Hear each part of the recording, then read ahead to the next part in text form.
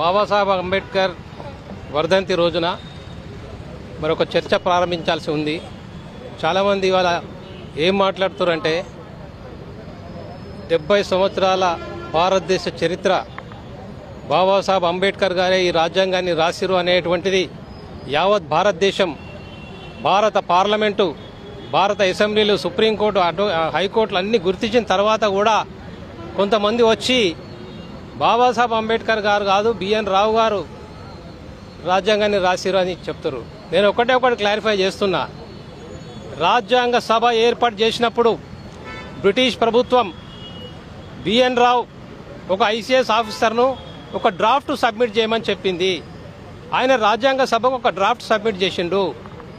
ఆ డ్రాఫ్టు 3 సంవత్సరాల చర్చ తర్వాత తయారైనటువంటి ఈ రాజ్యాంగము వేరు, బిఎన్ రావు తయారు చేసినటువంటి డ్రాఫ్ట్ వేరు. ఆ డ్రాఫ్ట్ అనేటువంటిది ఒక కచ్చా ప్రతి అది.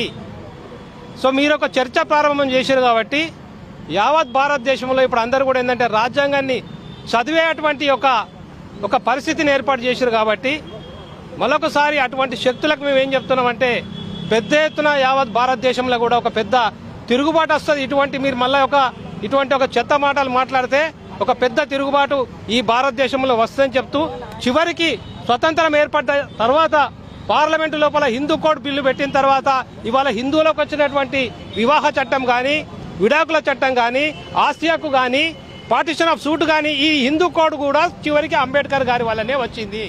చరిత్రను వక్రీకరించడానికి ప్రయత్నం